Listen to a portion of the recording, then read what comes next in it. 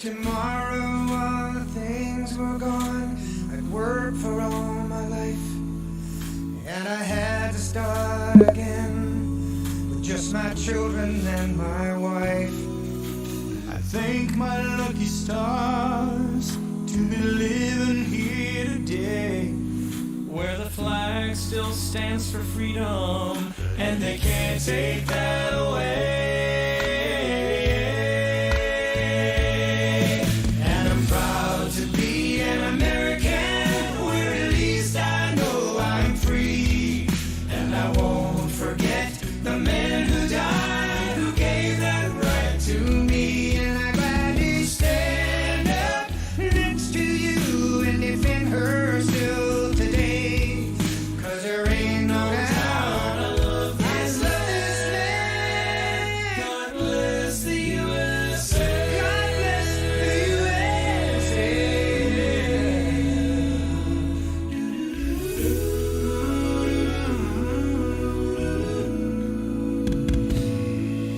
From the lakes of Minnesota to the hills of Tennessee, across the plains of Texas, oh, from sea to shining sea, from Detroit down to Houston, and New York to LA, where there's pride in every American heart, and it's time we stand and say,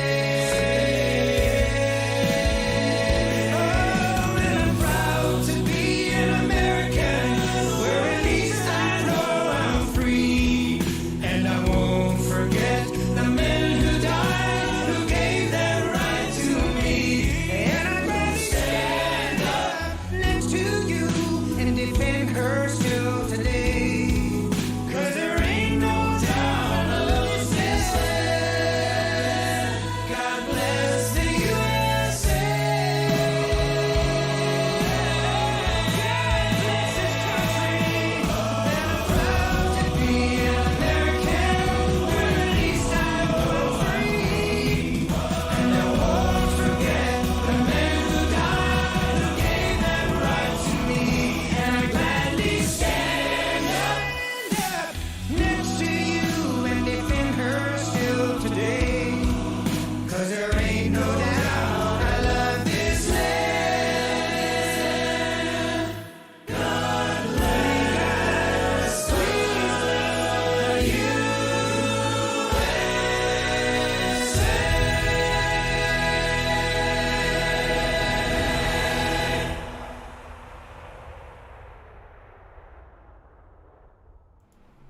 God bless the USA and God bless all of us. Welcome to a special Friday the 13th edition of the daily All Hat No Cattle News Rodeo. I'm your host, Hat. Welcome everyone on YouTube, not for much longer, Twitch, Trovo, and DLive, not necessarily in that order, of course. My sincerest apologies for the late start. I was ready. I was putting a couple things together, and my 2-minute warning on my phone, my alarm didn't go off. The only reason I even started anywhere near on time is because Michael in the YouTube chat put up a chat, and I saw the time hack at 3 o'clock, which is my time, and I'm like, how the hell can that be? My phone hasn't gone off yet. Well, my phone didn't go off. So welcome to Friday the 13th, folks. Worked out perfectly for me.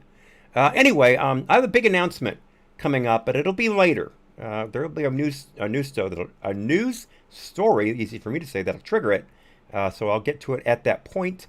But let me just say that if you saw Tucker last night, you may have an inkling as to what I'm going to be talking about. I'm going to leave it at that. All right, let's go ahead and get to it. First off, of course, we will choose the most relevant Babylon Bee for the moment. And I'm going to go with this one. This is from their U.S. section. Now, of course, oh, that reminds me. I did not set up FreedomToons on the end. I forgot to do that. I forgot it was Friday. I'll get to it. I have the bookmark for it, so it'll be very easy to find. No problem there. But anyway, so we have the one Babylon Bee bookend today. This is from their U.S. section. School board meetings now being held in football stadiums to accommodate all the angry parents. And here we have what appears to me to be an upstanding, upright citizen of the United States, letting the school board have it for totally ruining their kids' lives. But who am I to judge? Dateline, the United States.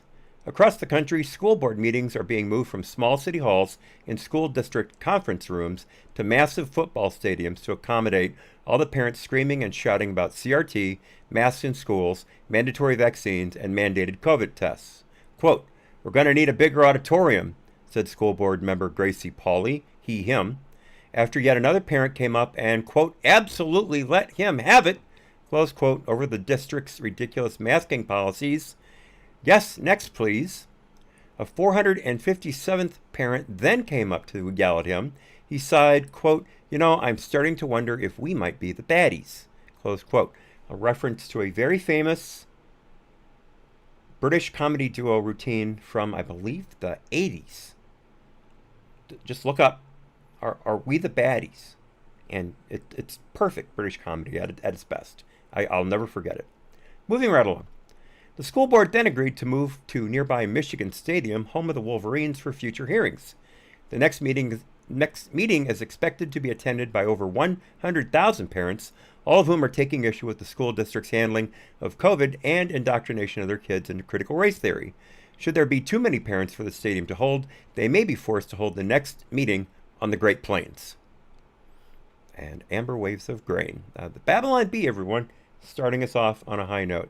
Now let's move into the market. Very interesting day on the Dow. It started off fairly strong and then had a massive spike, for a moment breaking the 35,600 mark for the very first time, and then it fell off a cliff. There was a bit of a recovery for late morning and into the afternoon, and then there was another big sell-off, and it currently is just barely in the in the black, although Seeking Alpha positives are in green, but you know what I mean.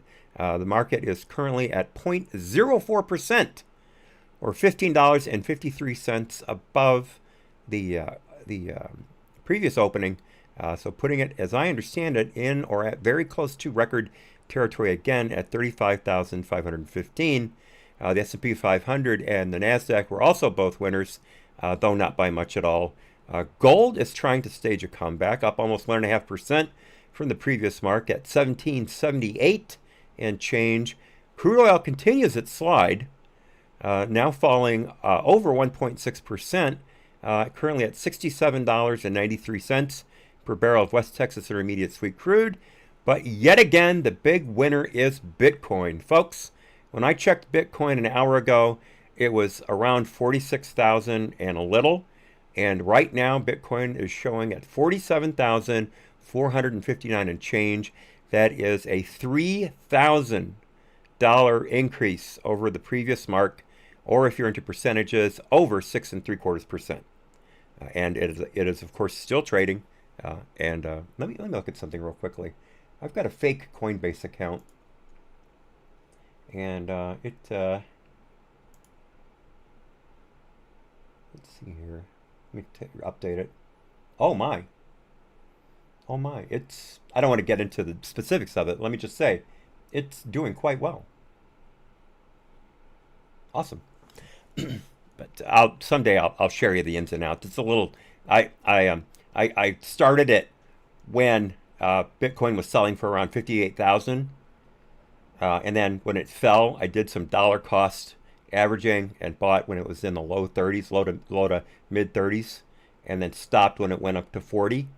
And right now, it's an interesting balance.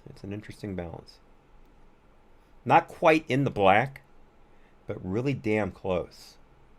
So let's move right along to the news. And I hit the wrong key. Let's try it again. There we go. Okay, so of course right now the big thing is the Taliban completely sweeping through Afghanistan. Let's remember, folks, President Trump bombed the Taliban to the negotiating table, just like Nixon did with North Vietnam. The thing is, though, Nixon backed off and let North Vietnam resurge and sweep through South Vietnam and kill millions of people and institute communism. Now, Vietnam has since softened its communism a bit and has become more of a free trade country, though not entirely, free as far as governance is concerned. But it has become a major trading partner for a lot of countries.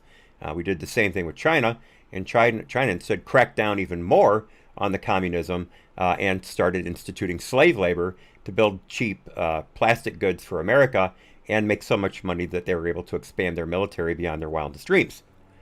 So that's how that went. So then we had Afghanistan. Trump got the Taliban to the bargaining table, and over the course of a couple of years, instituted gains little by little, and finally reached an agreement. The agreement was the Taliban would not attack the provincial capitals, and it would not let a group like ISIS or Al Qaeda come back into the country and be given safe haven by them. That's the whole reason we went into Afghanistan to begin with, is because they gave shelter to Al Qaeda, of course, led by then alive. Oh God, my brain. I swear to God, you guys, I lost so much gray matter last year. Osama bin Laden. I almost called him Obama. Osama bin Laden led what became the 9/11 attacks, and we went into Afghanistan and said, "Give us bin Laden," and the Taliban refused, and then we wiped them out. Within months, the Taliban basically ceased to exist. So we left, turned it over to a multinational peacekeeping force, and they didn't do shit. They just sat back in their compounds and let the Taliban completely resurge. They started recruiting from across the world. People were crossing from Pakistan into Afghanistan, left and right, and they would seasonally take over the Kandahar Valley, and it became a real crap show. So we wound up going back in. And at one point we had close to 100,000 troops in Afghanistan, thanks to Obama. But we weren't really accomplishing anything. Trump came in, let the generals loose.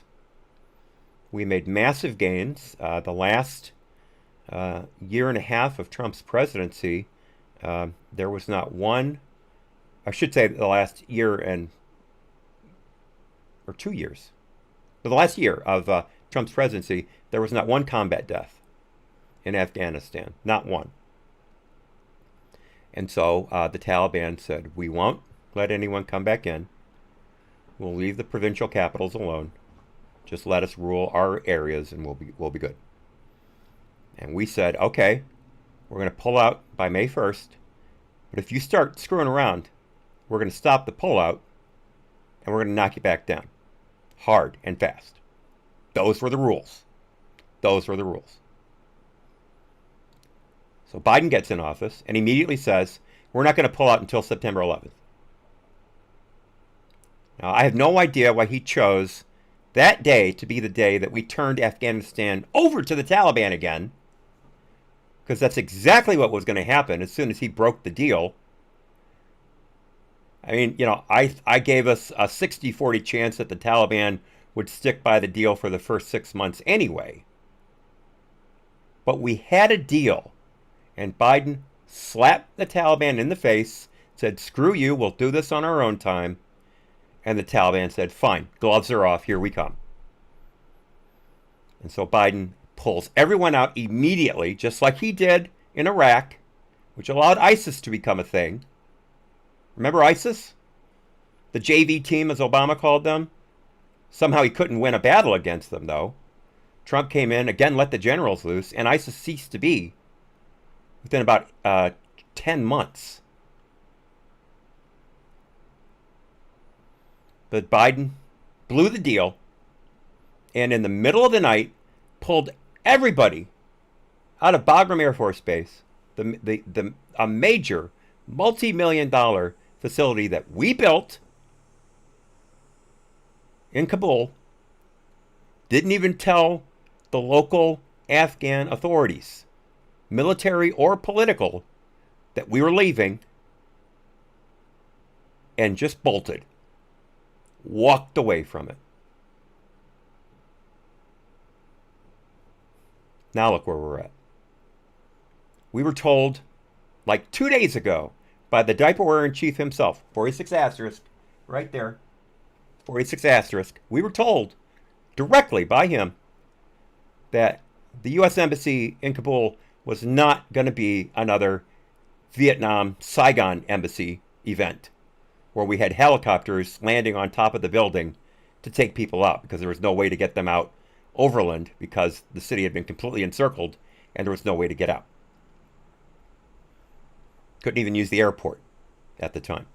So they had to literally land helicopters on top of the U.S. Embassy in Saigon and load people onto Hueys. And a Huey can only hold about 4 to 6 people at a time. And they're cramming them on there. They were bringing so many people onto the aircraft carriers that were off the coast of South Vietnam that they actually had to take each helicopter after it landed, disembark the passengers, and then push the helicopter into the sea off the side of the ship because there was no room for another one to land. There's film of it. You can find it. Literally a bunch of deckhands on an aircraft carrier pushing a perfectly good UH-1 Huey into the sea so another one could land. And Biden said that's not going to happen. The Afghan security forces are too numerous, too well-trained. There's 300,000 of them, and there's only 75,000 Taliban. That's a direct quote. That is a direct quote. And literally hours later, the New York Times breaks a story. True or not, I can't say, but they break a story that the State Department was in contact with the Taliban saying, if you promise not to trash our embassy in Kabul, we'll consider putting you on the foreign aid package. Literally bribing the Taliban not to destroy the embassy. That's the kind of position of strength that this administration has when it comes to foreign policy. Begging absolute maniacs by offering them foreign aid. Jen Psaki, at the podium herself, said that the Taliban were probably going to hold off on being complete and utter war criminals because they were going to be mindful of how the world community treated them, reacted to them, thought of them. This administration actually thinks that the Taliban gives a damn what the world thinks of them after we broke our deal. And so now they're offering them money to just not trash the embassy. So then we find out yesterday that 3,000 combat troops are going into Bagram to create a security perimeter so we can get all the Americans out of Kabul. And another 1,000 or so are going into Bahrain to act as a quick deployment force.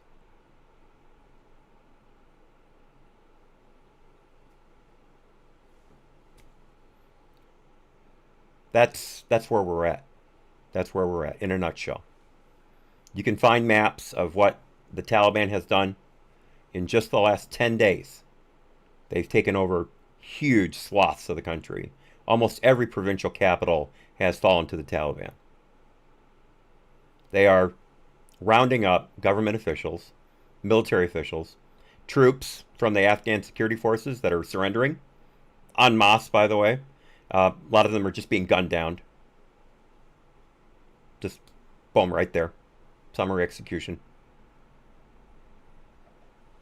Now again, would this have happened under Trump? 60-40, I'd say, 60-40. But again, everything that Trump did to try to make things right, Biden has done the exact opposite. And he's effed up everything he's touched. Absolutely everything. I've got a story about Mayorkas at the border. Someone surreptitiously recorded him yesterday during his meeting with Customs and Border Patrol agents. The guy's basically said, we're screwed at the border, that we can't defend it. That's almost a direct quote. That if something happens at the southern border, we're screwed because of the situation right now. A situation that was entirely under control until January 20th. And then the diaper-wearing chief put his butt in the chair behind the Resolute desk and tore into everything that was making this country great. He kills the Keystone XL pipeline immediately, and then months later allows Vladimir Putin to make billions of dollars in energy sales to Germany by allowing them to complete the Nord Stream 2 pipeline. A pipeline that Trump had blocked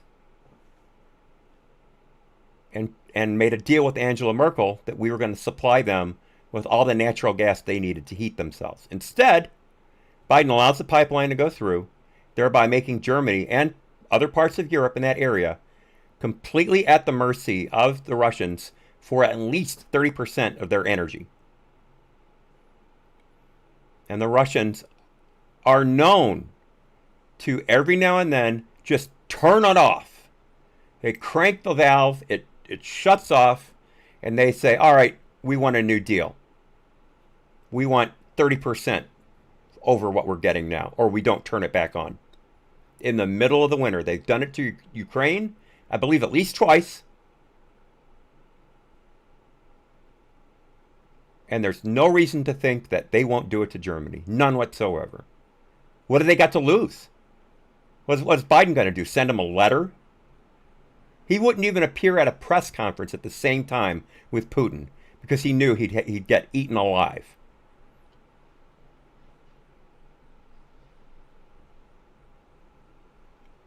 This country, everything that's been touched since January 20th has completely burned to the ground, and it's not over yet.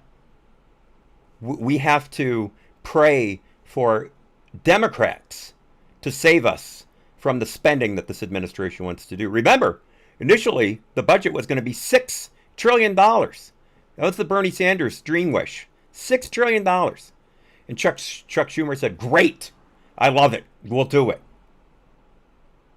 And people said, what? Even Democrats couldn't believe it.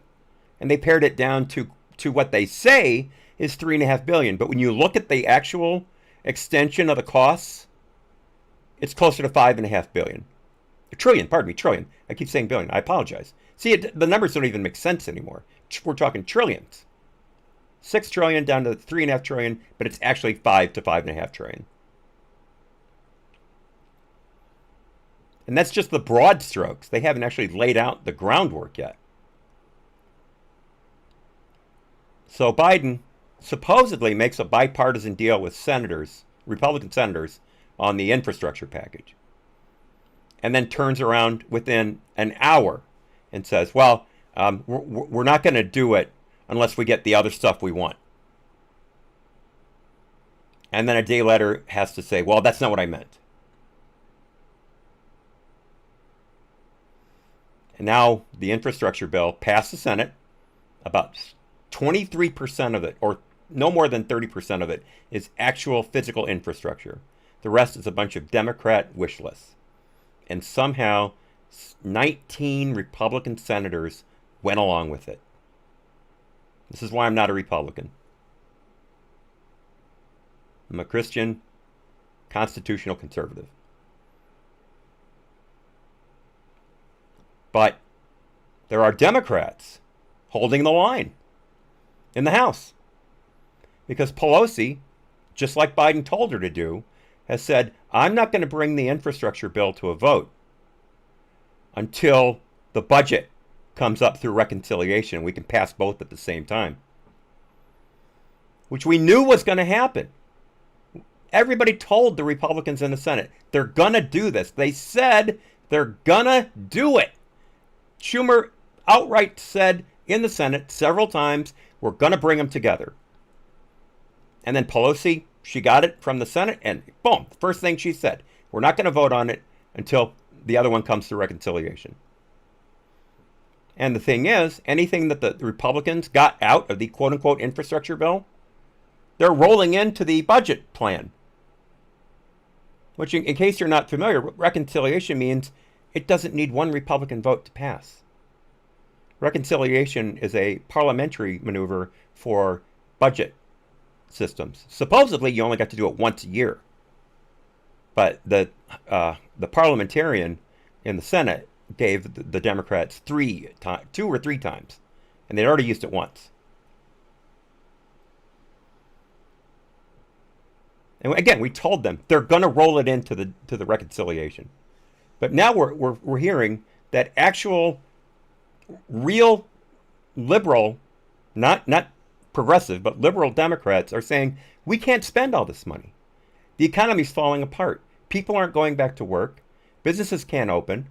The Delta variant is screaming through the country. And the media is making it sound like everybody's dying. Nobody wants to go outside. We can't spend all this money. The economy will burn to a crisp. And so now Pelosi's got the moderates in the House pushing back against bringing both bills at the same time. Meanwhile, the squad is saying they won't vote for anything unless they both come up at the same time. Now, I told you back in November that the Democrats had this problem between the various wings. They've been in lockstep up till now, but now the cracks are showing.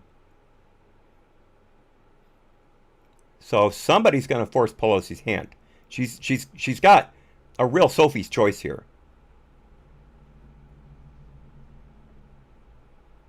I don't know. Because of Georgia, that's where we're at. If we could have elected one Republican senator from Georgia, we wouldn't be in this mess right now. But Governor Kemp and Secretary of State Brad Raffensperger, but the P, not a B, had to screw up their election system so mightily that after November, no Republicans in Georgia wanted to vote again. Because they believed that the election, they believed the election had been stolen in Georgia, and they wanted no part of it again. So the Democrats showed up, elected 2 nut jobs, a bomb thrower and a closet Marxist, and now we're in the situation we're in. We're requiring Democrats to keep Democrats from doing what Democrats want to do. That's where we're at right now.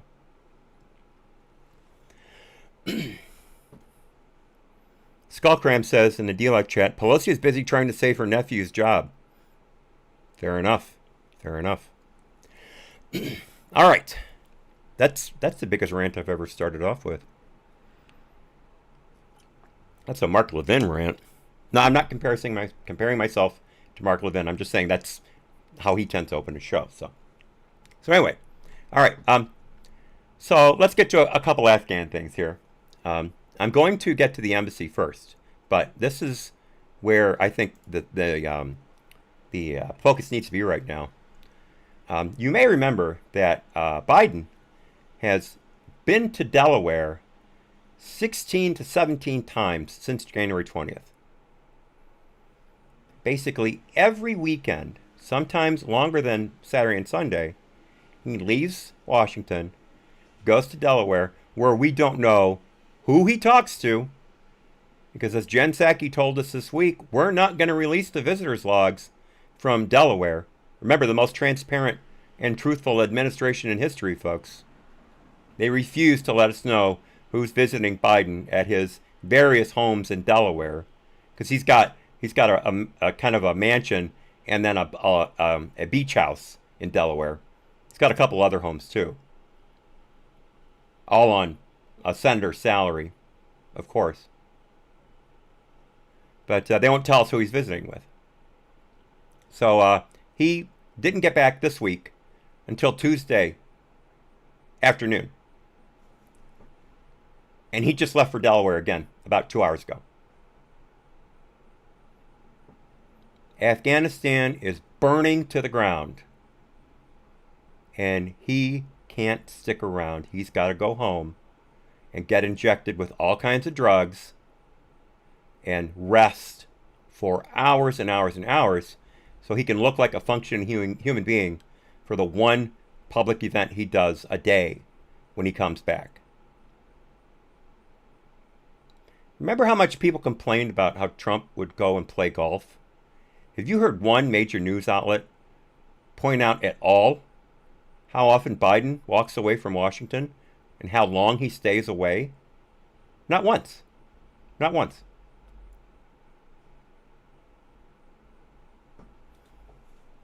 So, article from FoxNews.com, written by Michael Lee and Tyler Olson. Biden vacates D.C. as Afghanistan immigration crises accelerate. I don't think that spelled right. Anyway. I do have to apologize. He's going to Camp David, not Delaware. My bad.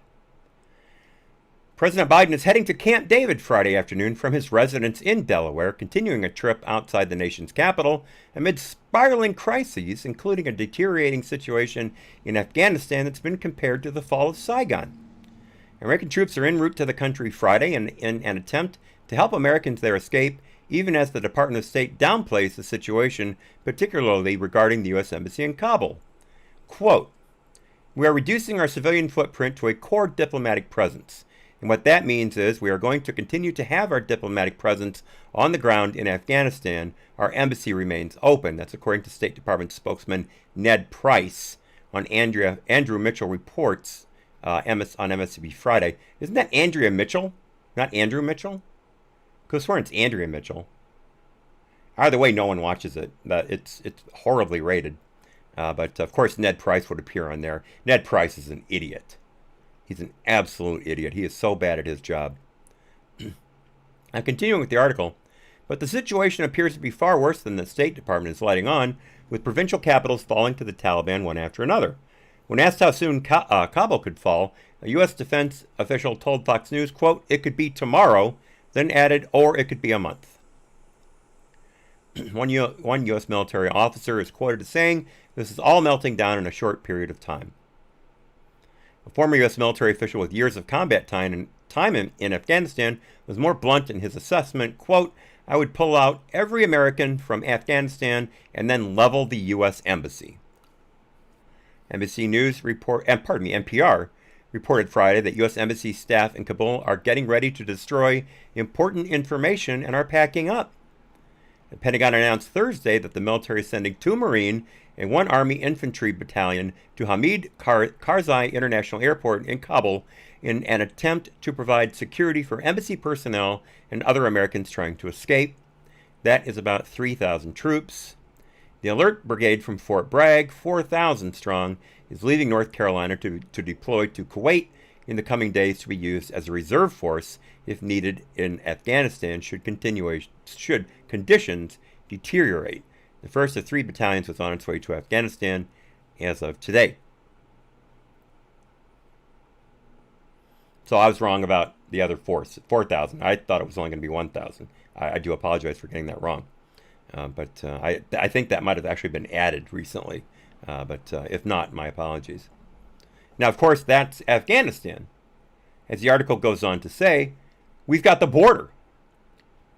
Over 212,000 people were encountered at the border in July. That is a 13% increase over June. And I told you back in February that we were going to see an increase until it started getting hot out, and then it would back off. That is the normal course of events. And then things would slow down quite a bit when the rainy season kicks in Central America. Well, here's the thing.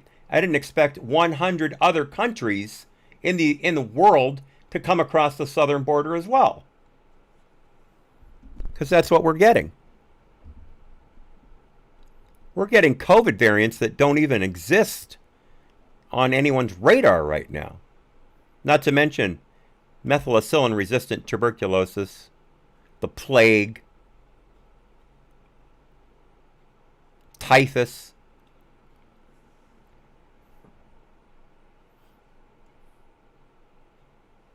So there's audio. This is weird. My headset isn't working quite right. There's audio from Mayorkas yesterday, as I told you, and Skullcrans asked if they found the illegal at the Pentagon yet. Yeah, one would only think. Polio, says Scully. That's one, polio. Good call. So anyway, so here's a quote from our esteemed Department of Homeland Security Secretary Alejandro Mayorkas. Again, another diversity hire of this administration. Put a bunch of vowels in your name and you're going to get a big job with this administration. So, quoting the guy who's in charge of defending this country, quote, "A couple of days ago, I was down in Mexico and I said, look, you know, if our borders are the first line of defense, we're going to lose and this is unsustainable." He also said, "We can't continue like this. Our people in the field can't continue and our system isn't built for it."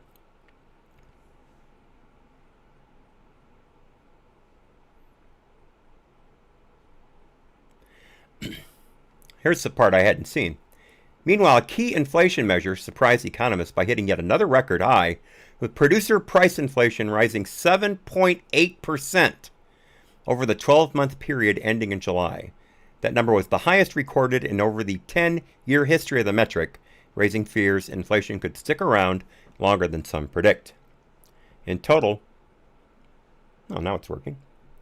In total, the president plans to spend about 2 weeks away from Washington. That I didn't know.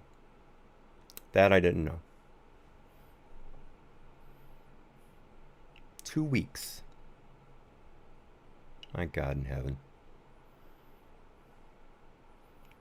Hey, 80 million people voted for him, folks. 80 million.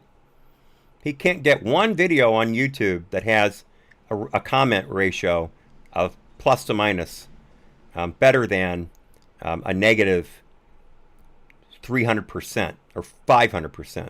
That's the best they've ever done as far as positive to negative. And YouTube scrubs massive numbers of the negative votes.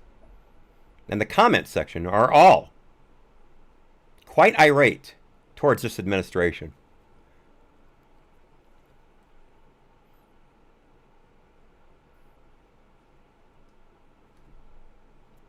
So let's take a look at what Mike Pompeo has said about this. You remember Mike Pompeo, the Secretary of State under President Trump, after he fired, what's his name? Tillman, I believe it was, who was an idiot, a complete idiot, a real neocon. Remember, Trump couldn't get anybody to work for him. He was so outside the political spectrum that people who may have had good ideas and gone along with the America First MAGA doctrine were afraid to step inside. There had been so much screaming about Russia and women, all this made-up crap, that Trump could not attract good people. So he wound up just having to pick swamp rats. And time after time, they turned out to be bad picks. Trump is famous for saying, "I only hire the best people." Well, the thing is, though, the best people wouldn't work for him. But over time, he made his bones, and people like Mike Pompeo and William Barr showed up. Now, again, William Barr, his actions on the election, I'm not happy with. But overall, William Barr was an incredible attorney general. He walked into an absolute den of wolverines, and he stuck to his guns. I mean, he may have reacted the way he did to the election in order to continue to maintain his image as not being Trump's lackey. Whether or not that was the right call, I'm not going to say. I don't have the information he did. But looking at things that we've seen, I think a stronger look could have been warranted. I'll leave it at that.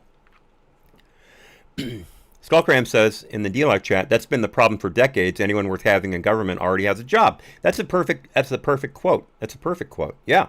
The politics does tend to attract narcissists with grandiose dreams of delusion. That unfortunately is a fact. If you look at Congress right now, it's hard to count the number of representatives and senators that you feel have always stuck to their guns. I mean, even Ted Cruz really backed off during the first 2 years of the Trump administration. He could have fought hard for tech reform, and he didn't. He had hearings, and he would catch all of the major tech lackeys and lies time after time, and nothing happened. Nothing happened. You've got Rand Paul in the Senate. Great. I mean, Lindsey Graham has shown himself to be a complete and utter worthless fool. I'm sorry. I was all behind Lindsey after the Kavanaugh hearing, but he's turned into the swamp rat he's always been. My bad. Bad call on my part. I really expected him to do better. But he has shown himself to be a complete swamp rat. But we got Rand Paul in the Senate. Mike Lee. That's about it for the Senate. And in the House, you've got Jim Jordan. Chip Roy. Costello's just tossed up Chip Roy. Dan Crenshaw. And, what's his name? That guy from Florida with the hair. I can't think of his name. Matt Gaetz. Those are the ones I think you can count on. The rest, not so much. Even Kevin McCarthy has shown himself to be a squish. And he was doing really well for a while, but he backed down several times. So back to Pompeo. Another article from Fox News. This is an opinion piece by Secretary Pompeo himself. The headline reads, in Afghanistan, Biden's team looks panicked. U.S. needs to pivot to two things to make this work. So what do we have here? First, reduce the threat from radical Islamic terror in that country and make sure that we do all we can to prevent a repeat of the events now almost exactly 20 years ago that killed 3,000 people in the United States. Second, get our brave young soldiers, airmen, and Marines home and focus on terror all around the world and the great power struggle emanating from China. That is all. This began with clear, direct meetings with the Taliban, laying down the conditions that would have to be met, for the final departure of all Americans. I worked to negotiate those understandings. Again, I'm reading the words of Secretary Pompeo. We didn't trust Mullah Baradar, the Taliban lead negotiation, and his bosses. Sorry, I'm reading ahead. I really want to get through this. We didn't have to, as we made clear the price that would be paid if they violated our rigid boundaries. We didn't beg the Taliban. Instead, from President Trump on down, we communicated the price that would be paid for their bad behavior. From February 29th, 2020, the day we signed our first agreement with the Taliban, not a single American was killed by them, not one. Today, the Biden administration is reportedly pleading with the Taliban not to kill our diplomats as they depart. It's not simply weak, it's dangerous. It's our model to keep Americans safe. Our model to keep Americans safe was deterrence. Put an American at risk, we will come to your village and find you, and your entire unit will and make it a very bad day until you beg us to stop. Think Qasem Soleimani. A strategy this substantial depends on planning and execution. We had begun not only an orderly military reduction in risk, but had begun to reduce the number of diplomats in our embassy in Kabul as well. I go back and forth between Kabul and Kabul. All to reduce risk. We had a plan, and we were determined to execute it to achieve the twin goals that the president had set for us. In contrast, it appears Team Biden may not have planned adequately. They look panicked. This will embolden the Taliban and encourage al-Qaeda. Biden's administration's sending of over 3,000 American troops back into Afghanistan is a result of poor planning and poor leadership in an attempt to execute an operation that had been set up for success by the Trump administration. Again, these are words of Secretary Pompeo. I am confident that our military understands the mission set to protect the homeland from an attack emanating out of Afghanistan. But does the administration have the will to impose that mission and bring an orderly end to the war in Afghanistan while maintaining deterrence with the Taliban against attacks on our troops and our embassy while we withdraw? The threat in Afghanistan is not just from the Taliban. It also emanates from the Taliban allowing safe haven for terrorist groups like al-Qaeda. When I, again, Secretary Pompeo, left office, there were fewer than 200 al-Qaeda remaining inside of Afghanistan. Al-Qaeda's leaders had fled because of an American pressure and were not hiding in Iran. We must make sure that number of radical Islamic terrorists only shrinks. It's time to reduce our operations in Afghanistan, but it must be done with strength, courage, and planning. It is not necessary that an American drawdown leads to a rout. The twin goals can still be achieved.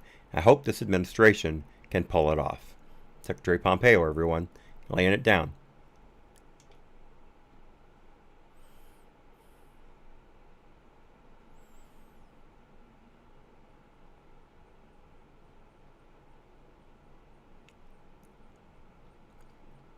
All right, let's get something here on the border further, and then we'll move on. All right, this article by Adam Shaw and Bill Malugan. Bill Malugan has been doing incredible work on the border. Absolutely incredible work on the border. It sounds like the audio that was leaked, I should say sounds like, the audio that was leaked from the Mayorkas meeting with CBP was given to Bill Malugan directly. So that was a real journalistic coup on his part. He scooped everybody on that one. So what we've got here is GOP demands Biden administration act after Mayorkas calls border crisis, quote, unsustainable. Again, that's quoting Mayorkas. Top Republicans on Friday called on the Biden administration to act on the crisis at the southern border after leak audio emerged of Homeland Security Secretary Alejandro Mayorkas calling the situation there unsustainable. And you heard the quote from me earlier. Mayorkas told the Custom and Border Patrol agents that the current border situation, quote, cannot continue. He said the federal government system was not designed to handle such an influx of migrants as the U.S. has seen in recent months, and he was, quote, very well aware that the sector recently came close to, again quoting, breaking. I had not heard that before. While he gave a grim assessment of the border situation in a press conference, calling the situation, quote, one of the toughest challenges we face, unquote, his remarks when he spoke to Border Patrol agents were more blunt. He also told them he was seeking 2,000 new agents in the 2023 budget.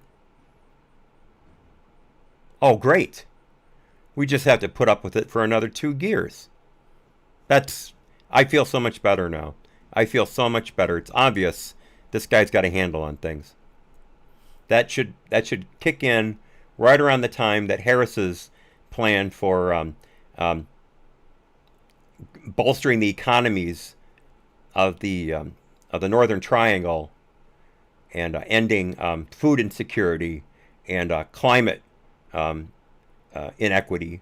That's all going to kick in at the same time, and we can expect a drastic reduction at the border then. Problem is, though, of course, everyone from Honduras, Guatemala, and El Salvador will already be here by then. So they won't need the money because there won't be anyone to spend it on. And for the 100th time, it's not just those 3 countries.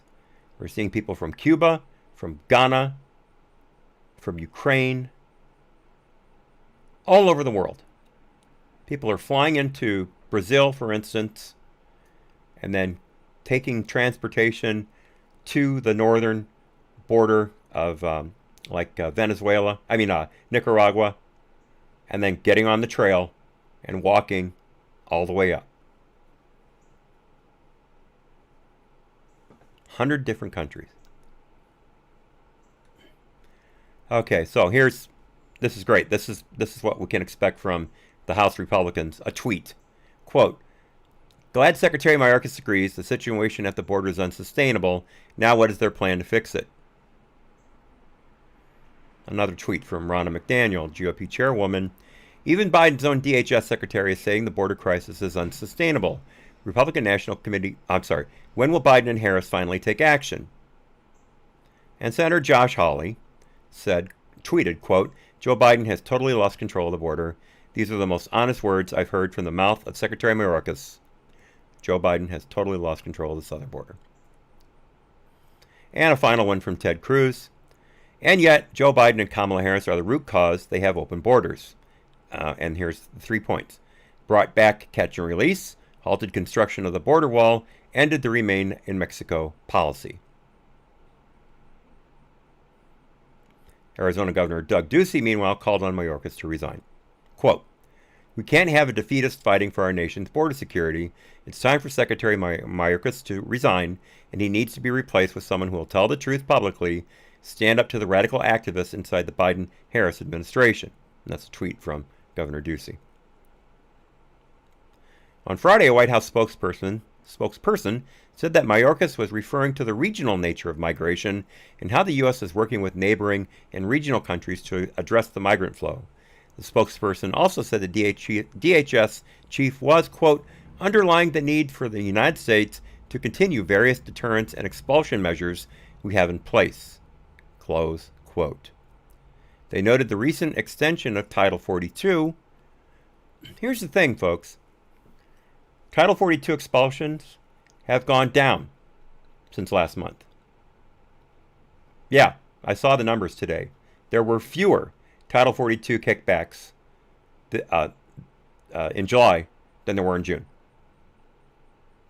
Even though the number of people presenting at the border had increased by 13%.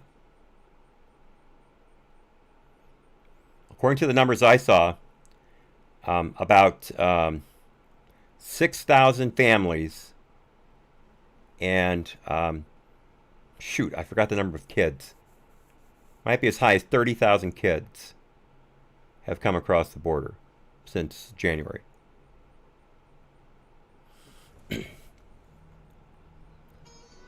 Yeah, Electric Jog puts it nicely, blah de friggin' blah. Yeah, as I told you 2 weeks ago, I have to get on the phone again. If these Republicans give a damn, they would start impeachment proceedings immediately. 2 weeks ago, there was enough data to start impeachment proceedings. It's only gotten extensively worse since then.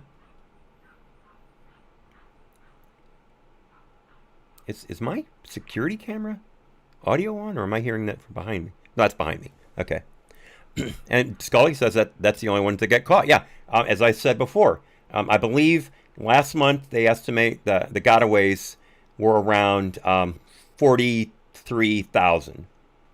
45,000 gotaways last month. So averaging well over 1,000, 1,300 a day.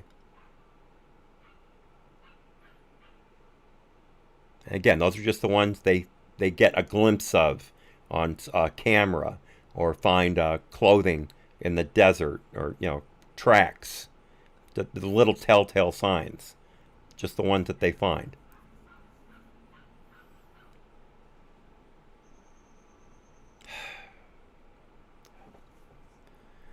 All right, let's move on to the Daily Wire.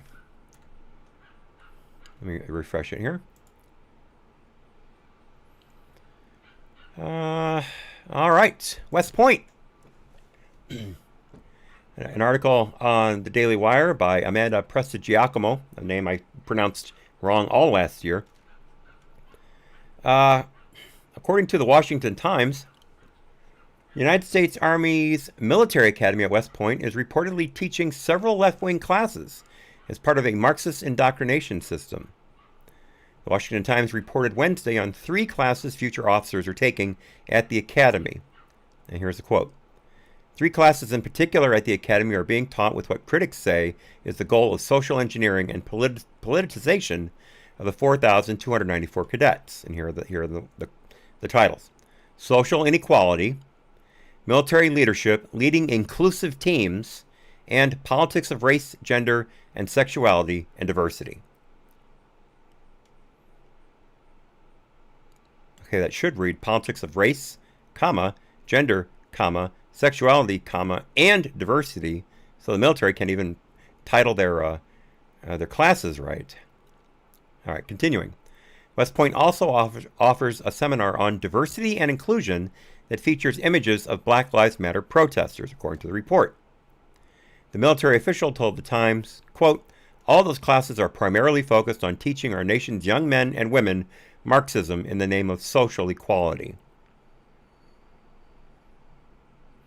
In July, Lynn Chandler Garcia, an associate professor at the Air Force Academy, penned an opinion piece in the Washington Post titled, quote, I'm a professor at a U.S. military academy. Here's why I teach critical race theory. In response, Representative Mark Green, Republican Tennessee, sent a letter to the acting Secretary of the Air Force demanding the removal of the professor. And that he is a West Point graduate, so he knows what he's talking about. Okay, quoting a bit from Green. If we allow this destructive ideology to be taught in our military service academies, we will be responsible for this nation's demise. Professor Garcia must be removed from her teaching position. Green emphasized demanding the end of teaching critical race theory in military service academies, quote, for the sake of our national security.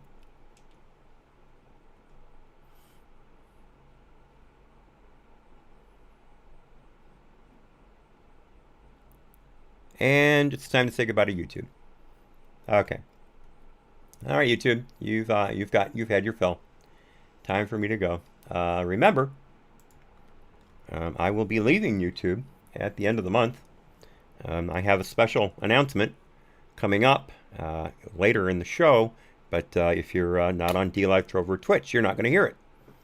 But I may, at Electric Dog's request, a very smart request, put up a video explaining it, but not for a couple days yet. Not for a couple days yet. But YouTube, you'll get all the details in a little while. But for now, you're just going to have to wait and wonder. Or get off the stick, click on one of the two links I've got in the pinned comment, and join Trovo or DLive. Or both. I'm on Twitch too. Take your pick. But you only have a few days left, so make up your mind. All right, YouTube. Bye bye. All right.